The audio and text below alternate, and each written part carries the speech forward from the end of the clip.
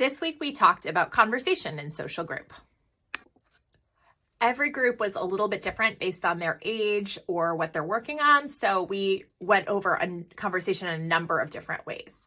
So one of the ways that we talked about it with some of our older kids was by watching a scene from the show Love on the Spectrum, the US edition. And I'll put all of the information in the notes. It was season one, episode 1. But we were watching a social lesson between the social teacher, Jennifer, and her student, Abby, as Abby was practicing conversation to get ready to go out on dates.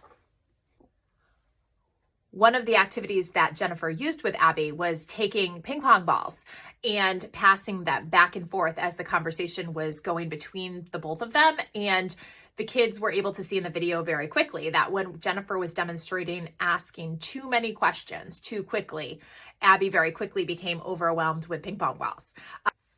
In other groups, we did an activity where we were seeking common interests for conversation.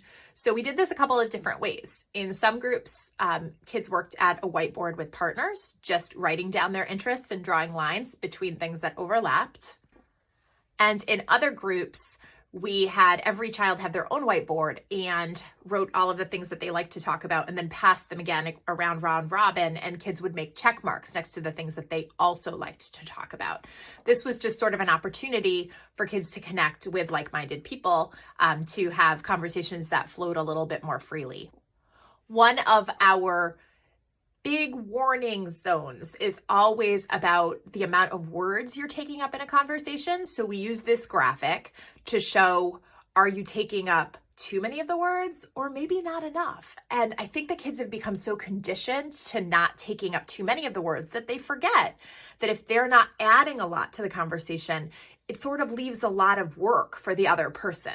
So this graphic usually led to a lot of conversation about conversations in our groups.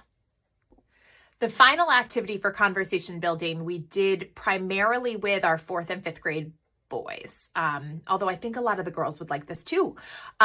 We gave each child a small container of Legos and a common bucket. And every time they added a thought to the conversation, they were able to toss a Lego into the bucket. And then at the end of group, they were able to build something together. These lessons have spanned 2 weeks because conversation, even though it's something that we just expect people to get innately, it takes a lot of practice. So we came back to it and we'll come back to it again.